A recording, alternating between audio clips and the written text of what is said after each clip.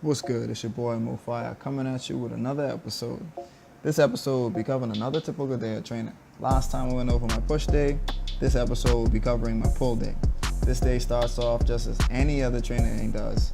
I warm up, I stretch, then I lift. The three lifts that I'll be performing in this vid are deadlifts, low rock pulls, and high rock pulls. These lifts focus on the anterior muscles, lots of lower back, lots of driving from the legs. As with every lift I perform, I start with either the largest muscle group of the lift or the lift that requires the largest range of motion.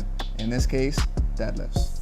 The deadlift is an awesome lift to incorporate into your routine. It's great for building strength, burning fat, and increasing athleticism.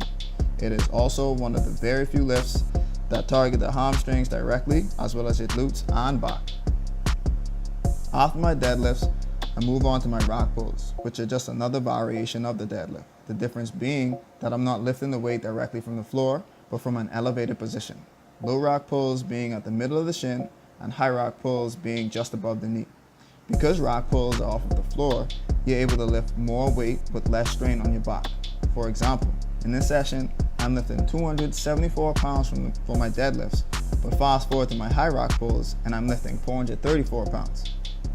After putting in a really decent session, I was able to come back the next day to put in an amazing session with my coach. These sessions are the most valuable part of my training. Sessions consist of 10 incredibly fast-paced 3-minute rounds of mitt-work. For this particular session, we started off with 5 rounds of sparring, focusing solely on boxing. During these rounds, I focused on my head movement, footwork, as well as creating angles and firing in the gaps of his attacks. After our rounds of sparring, we finished with 5 rounds of mitt-work. My coach comes from a heavy Dutch kickboxing background, so he wants everything to be thrown with power.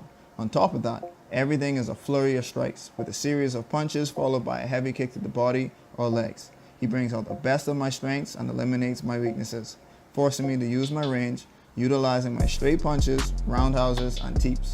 He also forces the issue of footwork, head movement, and counter striking. I hope you enjoyed this video and found what you saw useful. If you have any questions about anything you saw, whether it be the weightlifting or any combo that you saw, don't be afraid to leave a question in the comments.